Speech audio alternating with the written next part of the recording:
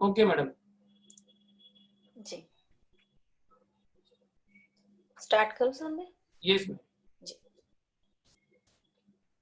गुरुर्ब्रह्मा गुरुर्विष्णु गुरुर्देवो महेश्वरा गुरुर्साक्षात् परब्रह्म तस्मै श्री गुरुवे नमः।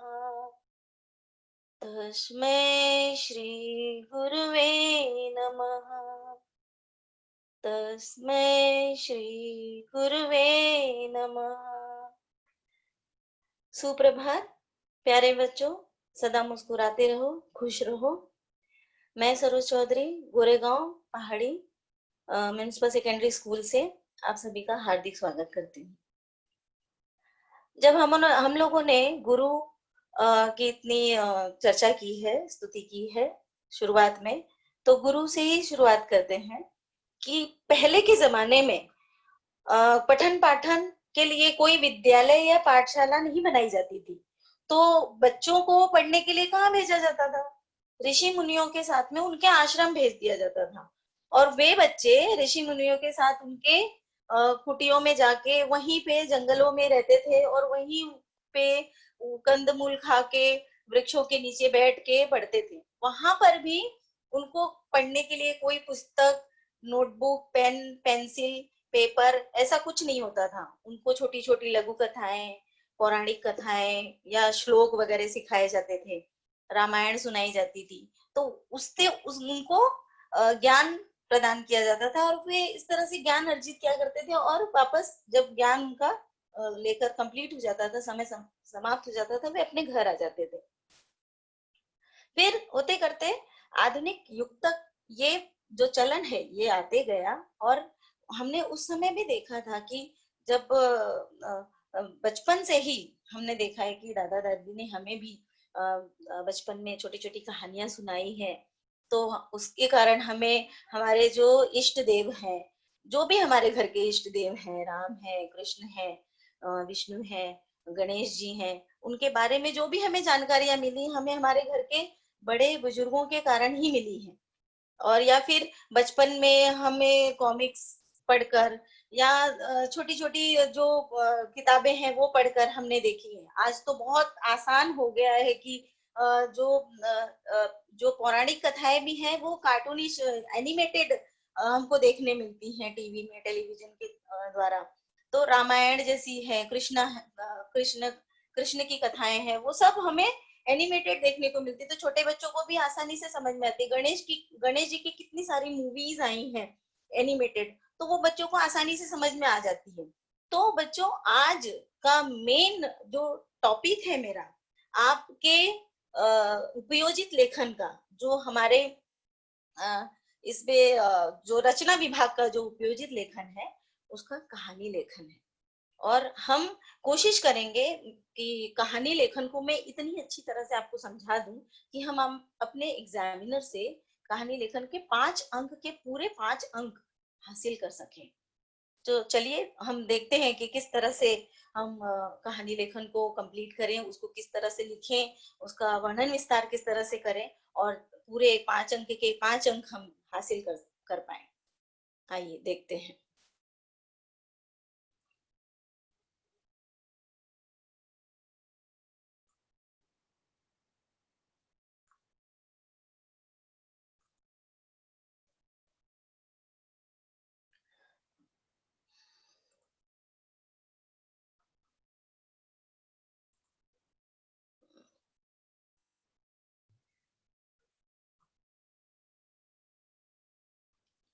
ओके बच्चों, ये कहानी लेखन जो है हमारे एग्जाम के पेपर में अगर आप देखोगे तो क्वेश्चन नंबर जो 5 होता है, उपयोजित लेखन का जो क्वेश्चन नंबर 5 होता है, 5 का जो प्रश्न क्रमांक अ होता है, आ का दूसरा प्रश्न जो होता है, आ जो होता है पहला होता है उसका वृत्तांत लेखन, और वृत्तांत लेखन का विकल्प जो दूसरा दिया रहता है वो कहानी लेखन होता है।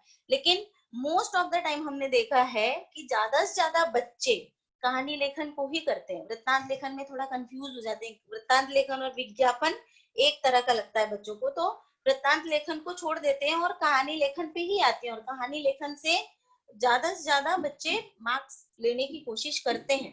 कहानी लेखन में थोड़ा सा भी लिख देंगे तो मार्क्स मिल जाते हैं, लेकिन अगर उसको हम प्रॉपर तरीके से लिखेंगे तो कहानी लेखन में हम और भी अच्छी तरह से उससे जो अंक है उसको प्राप्त कर सकते हैं। कहानी से तात्पर्य क्या है? कहानी का एकदम शाब्दिक अर्थ होता है बच्चों कहना। कहानी का शाब्दिक अर्थ होता है कहना। कहना एक्चुअली उसका अगर हम साहित्यिक तौर पे या लिटरेचर के तौर पे अगर उसका अर्थ देखने जाए तो उसका संस्कृत का अर्थ होता है गल्प या आख्यायिका। साहित्यिक विधा के रूप में कहानी जीवन के किसी एक अंग या मनोभाव को प्रदर्शित करने वाली वह रचना है जो मनोरंजन तथा कौतूहल वर्धक हो तथा जिसके अंत में किसी चमत्कार पूर्ण घटना की योजना प्रस्तुत की गई हो। जैसे मैं दो उदाहरण देती हूँ। जैसे अगर हम कोई उपन्यास पढ़ रहे हैं, नॉवेल पढ़ रहे हैं, लेकिन नॉवेल पढ़ते रहते क्यों पढ़ते रहते हैं? क्योंकि उसका एंड हमको जानना रहता है। जैसे हम कोई सस्पेंस वाला नॉवेल पढ़ रहे हैं, सस्पेंस वाला उपन्यास पढ़ रहे हैं कि आखिर में मर्डर किसने किया, लेकिन अगर कोई बीच में ही आके बता दे कि यार उसने उसका मर्डर किया था, तो वो जो सस्पेंस है वो खत्म हो गया। तो हमारा जो मन है वो निकल जाता है कि नहीं अब क्या पढ़ना है इसको, ये सस्पेंस तो खत्म हो गया। अगर मैं आपके भाषा में समझाने जाऊं तो जैसे कोई हम मूवी देखने जा रहे हैं, ये मूवी बहुत अच्छी लगी हुई है, चलो इसको देख के आते हैं, क्या है इसमें, सब लोग बोल रहे हैं बहुत अच्छी है बहुत अच्छी है। लेकिन अगर कोई एक दिन पहले आके हमको उस मूवी की पूरी स्टोरी बता जाए तो हमारा वो मूवी देखने का मन जो है वो उतर जाएगा, क्योंकि हमको उस मूवी के बारे में सारा कुछ पता चल गया है। तो जो सस्पेंस है, वो चमत्कार पूर्ण घटना जो है वो हमको पहले से पता चल गई है, तो हमें वो देखने का मन नहीं करेगा। तो यही मेरा कहने का तात्पर्य है बच्चों, कि जो कहानी होती है उसका अंत जो है हमेशा उस जो है चमत्कार पूर्ण घटना की योजना प्रस्तुत करता है। मैडम जी मैडम F5 दबाएंगे तो स्लाइड शो चालू हो जाएगा, पूरे स्क्रीन पे दिखेगा। स्लाइड शो डालू? हाँ, स्लाइड शो करेंगे तो पूरे मोबाइल में दिखेगा ना बच्चों। F5 F5 करूं? F5 दबा दो, F5। F5। हाँ, और फिर एंटर दबाते जाएंगे तो एक एक सीन आएगा। ऊपर की लाइन में होगा मैडम, पांचवा बटन। अब बंद किए क्या रिकॉर्डिंग में? लाइट ऑन कर दूं सारे?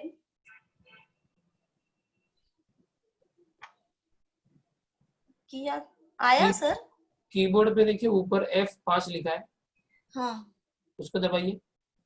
दबाया। हाँ नहीं हो रहा है, रहने दीजिए, आप कंटिन्यू कीजिए, कोई बात नहीं, जैसे करने करिए। एक सेकंड सर।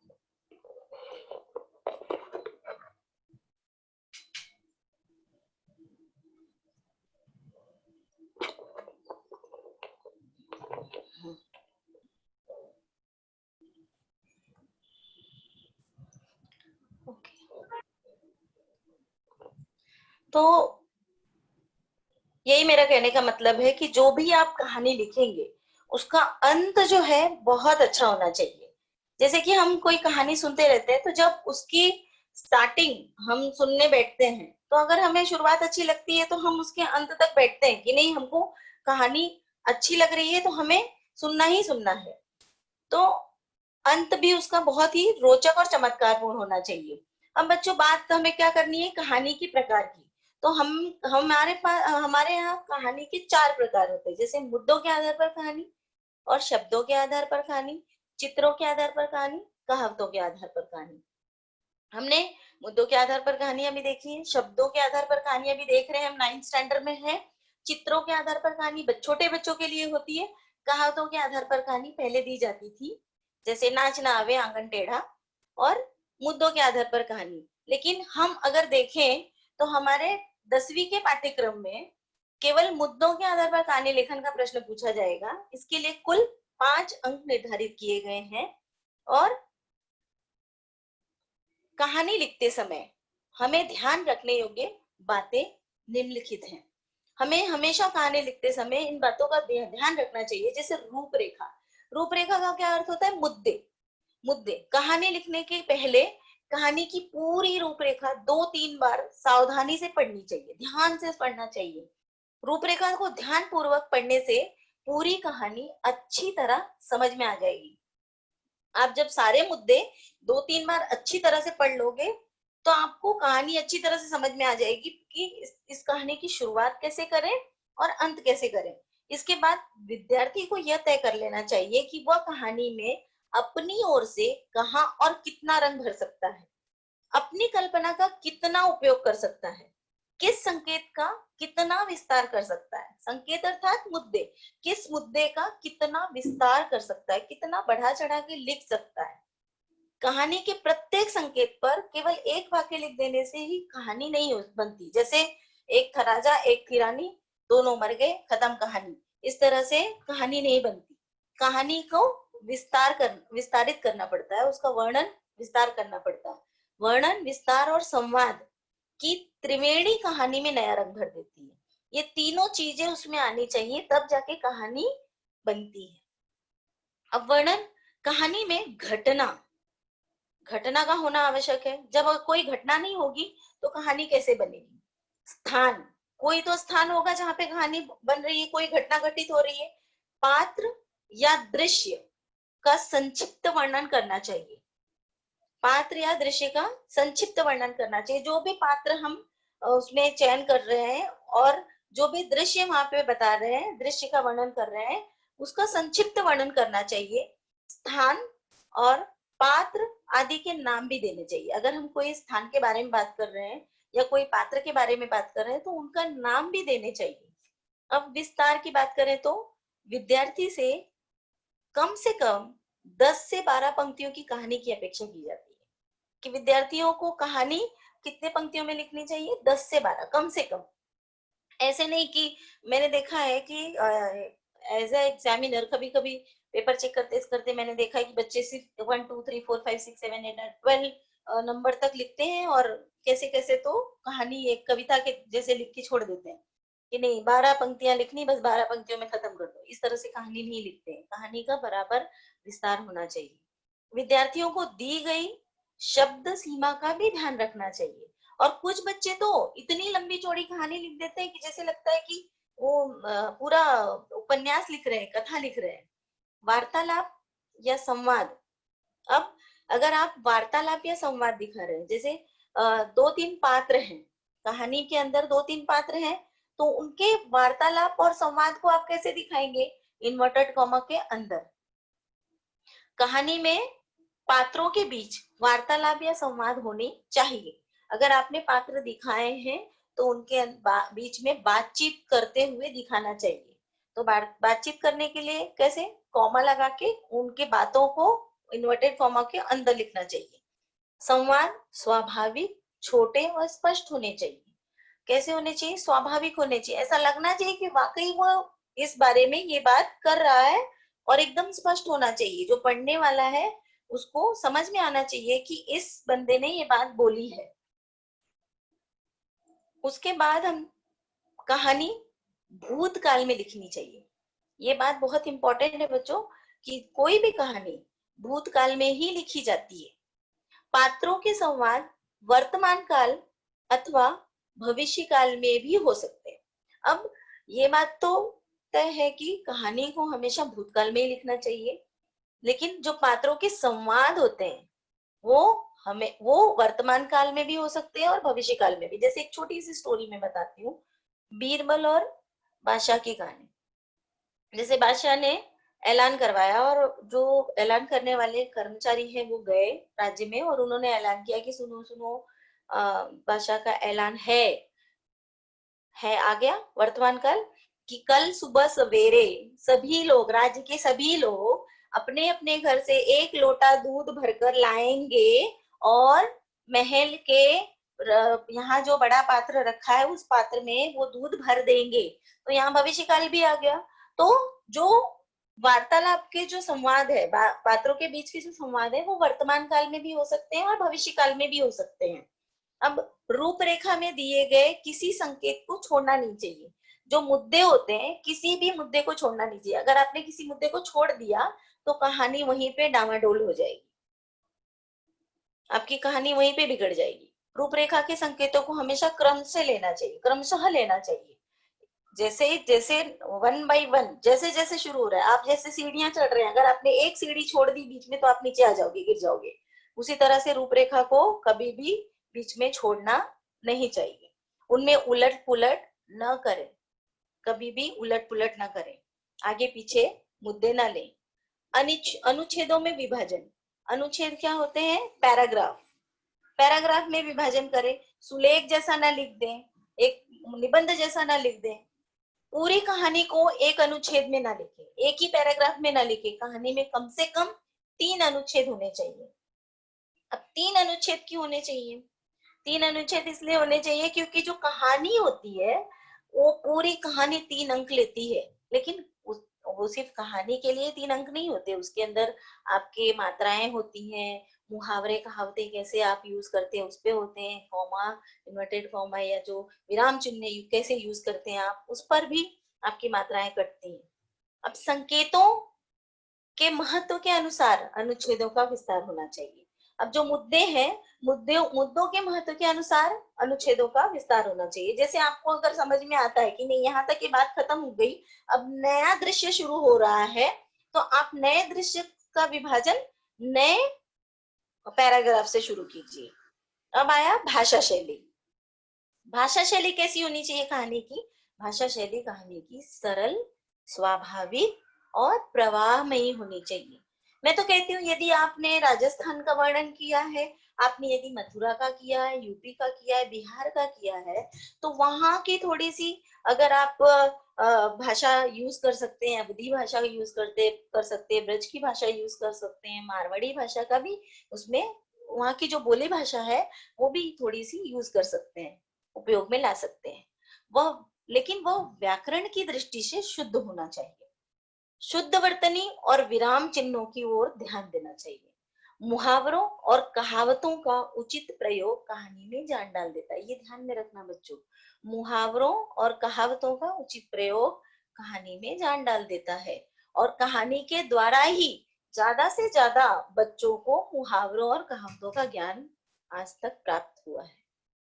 अब प्रारंभ और अंत कैसा होना चाहिए?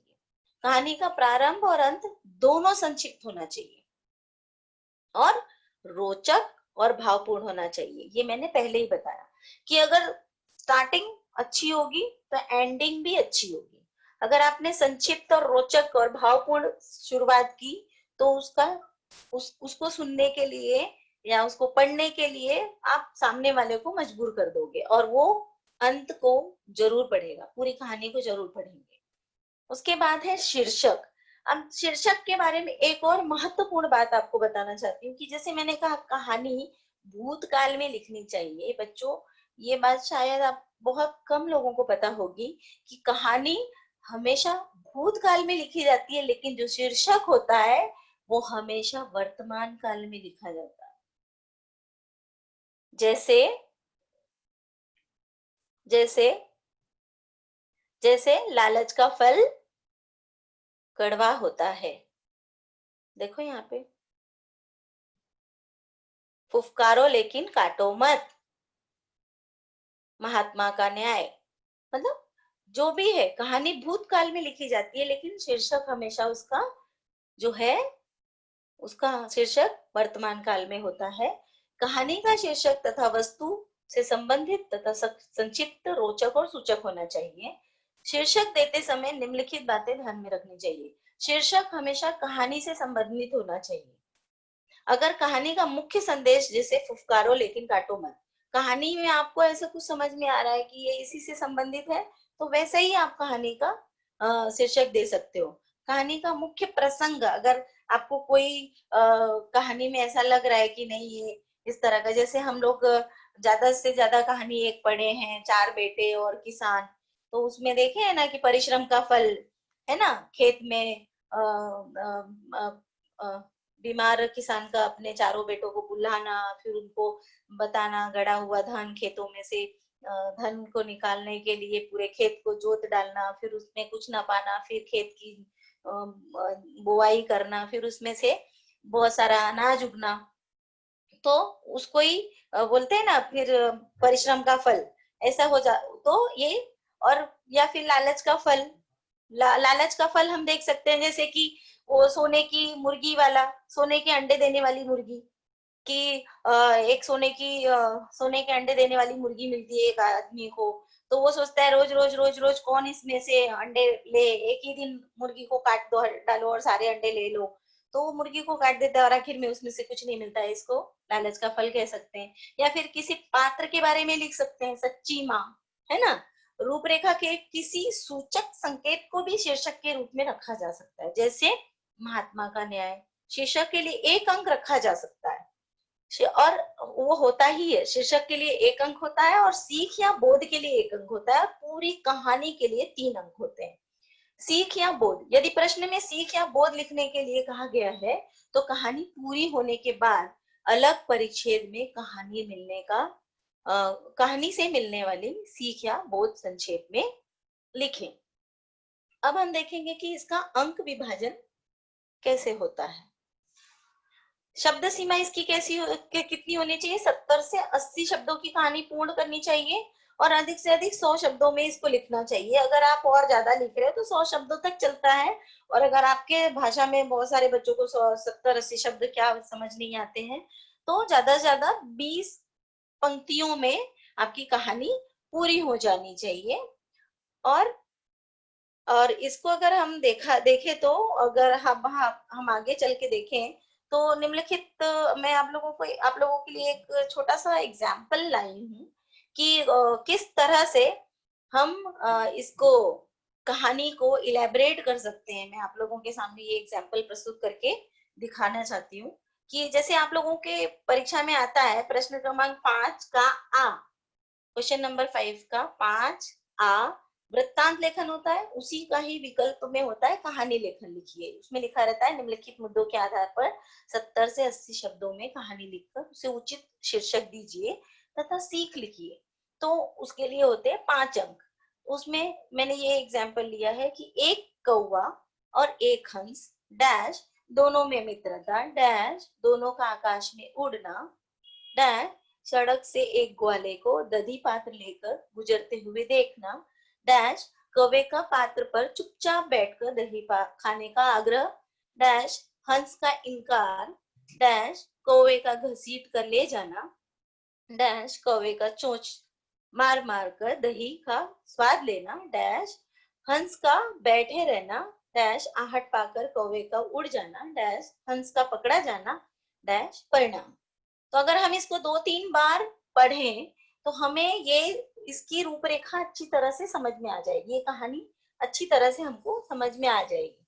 तो इसमें मुख्य पात्र हमको समझ में क्या आ रहे हैं, कौवा और हंस। पहले तो कौवा और हंस समझ में आ रहे हैं, और एक और चीज समझ में आ रही है परिणाम।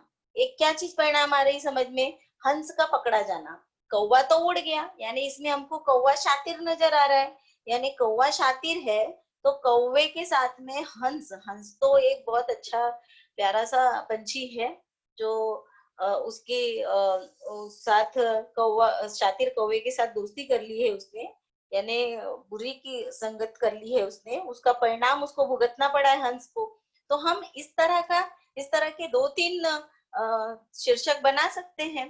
तो अब हम पात्र का चयन कर ले, कौवा और हंस, एक ये हो गया शीर्षक, और फिर हम स्थान का भी चयन कर लें और अपनी कहानी को शुरू कर सकते हैं। देखते हैं कैसे शुरुआत हो सकती है। तो आइए, हंस और कौवा या फिर बुरी संगति का परिणाम, कि बुरी संगति का किस तरह से परिणाम होता है हमारे ऊपर। एक पर्वतीय नगर था, वहां सड़क के किनारे एक वृक्ष पर एक कौवा रहता था, उसी वृक्ष पर एक हंस भी रहता था। दोनों में अच्छी मित्रता थी, दोनों दूर दूर तक आकाश में उड़ते थे, पेड़ पर उछल कूद करते थे और खुश रहते थे। एक दिन कौवा और हंस दोनों पेड़ पर बैठे हुए थे। उन्होंने एक ग्वाले को सिर पर दही पात्र लेकर सड़क पर से गुजरते हुए देखा। दही देखकर कौवे के मुंह में पानी भर आया। उसने हंस से कहा, चलो देखो, अभी यहाँ पे जो ये वार्तालाप की बात है, जो संवाद है, देखो इसको इन्वर्टेड कॉमा के अंदर है। चलो हम दोनों दही की हांडी के मुंह पर बैठकर दही का स्वाद लें। हंस ने कहा, इस तरह चोरी से किसी की चीज खाना अच्छी बात नहीं है, मैं तो नहीं आऊंगा। इस पर कौवे ने हंस को अपनी मित्रता की कसम खिलाई और बलपूर्वक खींचकर उसे दही की हांडी के मुख पर ले गया। कौवा चोंच मार मार कर दही का स्वाद लेने लगा, जबकि हंस चुपचाप बैठा रहा।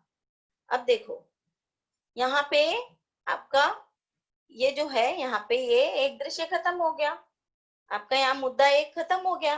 अब सेकंड मुद्दा, आप मुद्दे के आधार पर आप यहाँ पे पैराग्राफ चेंज कीजिए। अचानक ग्वाले को हांडी पर किसी के होने की भनक लगी। उसने एक हाथ में हांडी पकड़ी और दूसरा हाथ ऊपर उठाकर टटोलने लगा। आहट पाते ही कौवा फौरन उड़ गया और हंस ग्वाले की पकड़ में आ गया। क्रोधित ग्वाले ने हंस को मार डाला। अब क्या लगा होगा ग्वाले को कि ये हंस ही मेरा दही जो है खा रहा है। उसने मतलब हंस और कौवा दोनों ही खा रहे थे, लेकिन कौवा तो उड़ गया, उसको लगा ये हंस भी खा रहा है, तो उसने हंस को पकड़ा और उसको मार डाला। हंस ने दुष्ट कौवे की संगति की, इसीलिए उसे जान से हाथ धोना पड़ा। अब सीख क्या निकलती है कि एक दुष्ट की संगत जानलेवा होती है। अब पूरी कहानी हमने देख ली बच्चों। अब हम देखेंगे कि किस तरह से हम अंक विभाजन कर सकते हैं। कहानी का अंक विभाजन, शीर्षक के लिए पूरे 1 अंक होते हैं। अगर हमने प्रॉपर तरीके से कहानी के तौर पर कहानी से संबंधित शीर्षक हमने लिया है, तो 1 अंक हमें मिलने ही वाले हैं, वो कहीं नहीं जाएंगे, हमारे पूरे 1 अंक हमको मिलने ही मिलने हैं। और यदि पूरी कहानी यानी जो जितना बीच की जो हमारी आख्यायिका है, अगर हमने उसको अच्छी तरह से लिखा है, पूरे जो हमने विराम चिन्हों का अच्छी तरह से प्रयोग किया है, कॉमा, इन्वर्टेड कॉमा, कहावतों, मुहावरों और सारी मात्राओं का अच्छी तरह से प्रयोग किया है, अच्छी तरह से पैराग्राफ लिए हैं, अनुच्छेदों का बराबर उपयोग किया है, तो हमें ये 3 अंक में से 2.5 अंक तो प्राप्त होने ही होने वाले हैं। ये 2.5 अंक कहीं भी नहीं जाएंगे हमारे। उसके बाद सीख जो है वो तो जरूरी है। हर कहानी से हमें कोई ना कोई सीख जरूर मिलती है और सीख लिखना बहुत आवश्यक है, उसके लिए 1 अंक बनता ही बनता है। और बच्चों, ये पूरी जो कहानी है हमारे 5 अंक की होती है, और मैं ये उम्मीद करती हूँ कि आप लोग कुछ नहीं तो 4.5 अंक तो जरूर हासिल करोगे अपने एग्जामिनर से।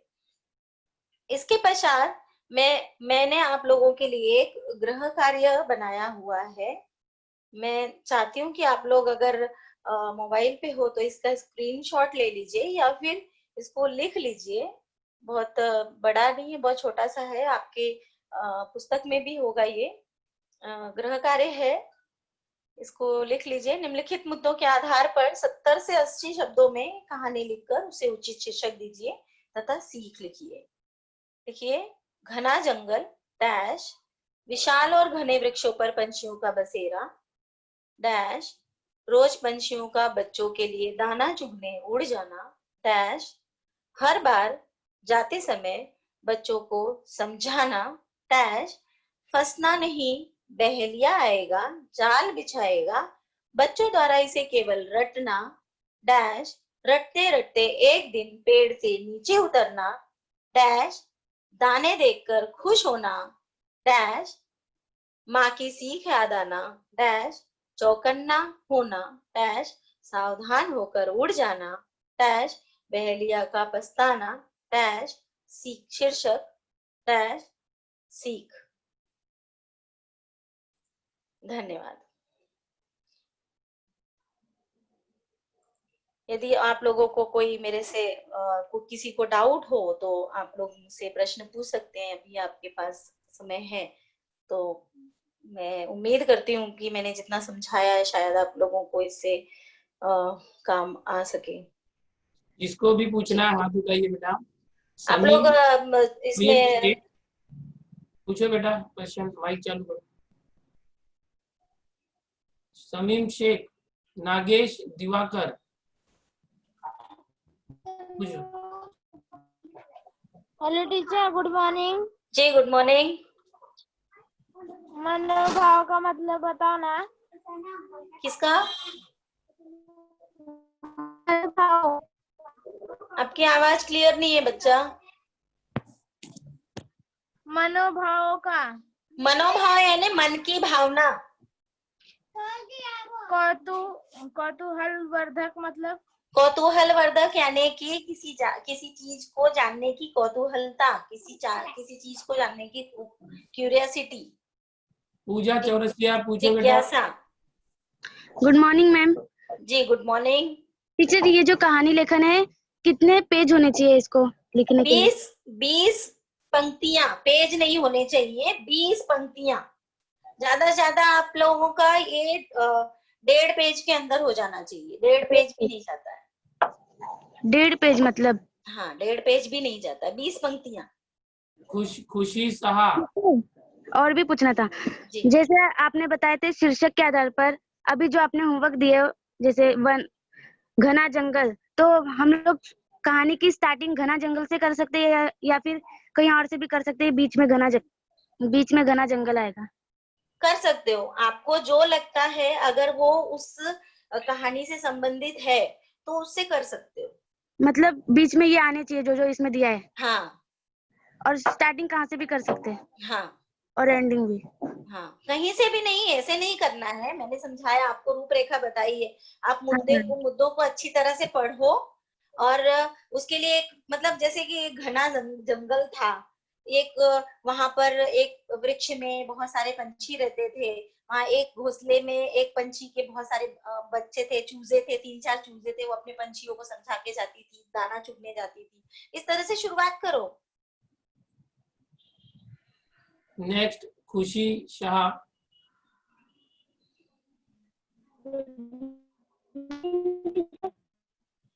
हाँ बोलो। रिद्धि।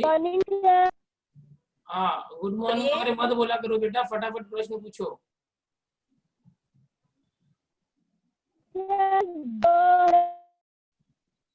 आपकी आवाज नहीं आ रही बेटा। आवाज नहीं आ रही बच्चा आपकी। तो रिद्धि विश्वकर्मा। टीचर, शीर्षक का मतलब क्या होता है? क्या? शीर्षक का मतलब? शीर्षक यानी टॉपिक। जैसे पाठ का नाम होता है ना जो, हाँ टीचर। वो शीर्षक होता है। श्रद्धा खीरनगर। कहानी का नाम यानी शीर्षक। माइक चालू करो।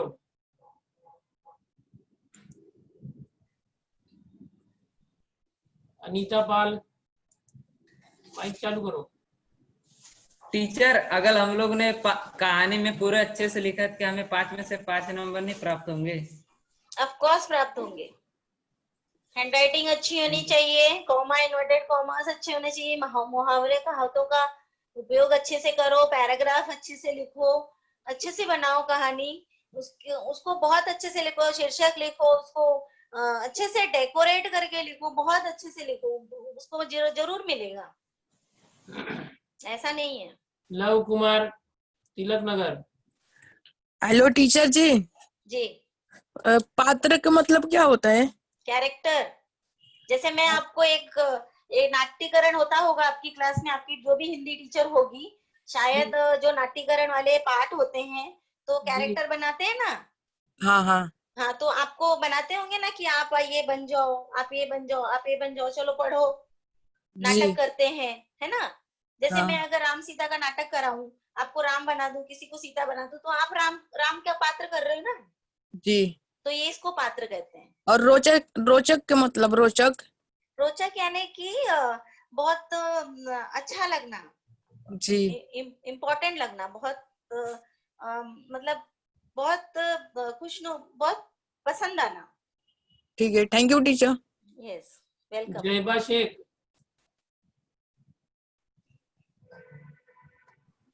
Hello teacher. यस, बोलो। कहानी लेखन ब्लैक और ब्लू पेन दोनों पेन से कर सकते हैं क्या? कर सकते हैं। हाँ, आजकल पेन मार्क्स का तो नहीं कटेंगे। कलर का कोई इशू नहीं है, खाली रेड और ग्रीन नहीं यूज करना है। नहीं रेड नहीं, सॉरी, ब्लू और ब्लैक बस। हाँ, ब्लू और ब्लैक यूज कर सकते हो, रेड और ग्रीन नहीं। Okay, thank Aanchal you. Upadhyay. Hello teacher. Yes, बोलो। Good morning teacher. Good morning. Teacher, बीच में वो आना चाहिए घना जंगल। घना जंगल शुरुआत में भी आ सकता है, बीच में भी आ सकता है, जैसे आप शुरू करोगे, जैसे आप Okay. कहानी लिखोगे, आपके मन में जिस तरह से उसकी रूपरेखा बनेगी, जिस तरह से आप उस कहानी को बनाओगे। ओके, चलो, थैंक्स। आकाश हरिजन।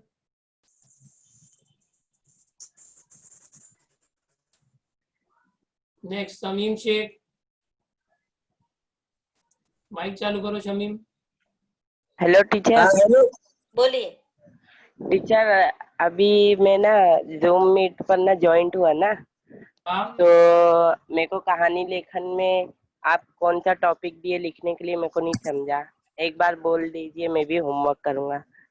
मैडम आप उसका ना स्क्रीनशॉट भेज दीजिएगा, मैं ग्रुप में भेज दूंगा। बेटा मैं ग्रुप में भेज देता हूँ, पीपीटी मैडम ओके। भेजेगी, मैं भेज देता हूँ। हाँ बेटा। Okay sir, teacher. पीपीटी भेज दूंगी सर आपको। हाँ, बोलो आकाश। Teacher yes. टीचर हम एक ही कहानी के छोटी छोटी कहानियों का वर्णन कर सकते हैं। एक ही कहानी में? हाँ, एक ही कहानी में छोटी छोटी कहानियों का वर्णन कर सकते हैं, मतलब 3-4 अलग अलग तरह की कहानी होगा एक साथ। नहीं नहीं, अगर अगर कोई उस एक बड़ी टाइप कहानी। की कहानी होगी तब ना, आपको मुद्दे जिस तरह का दिया रहेगा, हाँ वो। तो उस मुद्दे को ही इलेबरेट करेंगे ना आप। हाँ एक ही कहानी का मुद्दा होगा ना हाँ। उसमें। अगर अनेकों कहानियां मिक्स हम्म। होंगी तब आप उसको अलग अलग कहानियों को आप इलेबरेट करेंगे ना। एक ही कहानी का मुद्दा होगा तो उसमें अलग तरह की कहानियां कहाँ से डालोगे? मैडम क्लोजर कर दी। हो गया। ओके, बंद बच्चों करें को कुछ सर? बोलना है, होमवर्क वगैरह बोल दीजिए। बच्चों को कुछ होमवर्क देना है तो दे दीजिए। बंद करूं सर? बच्चों को कुछ होमवर्क देना है तो दे दीजिए मैडम। मैंने दे दिया सर। ओके, एक ओके। मिनट है मैडम।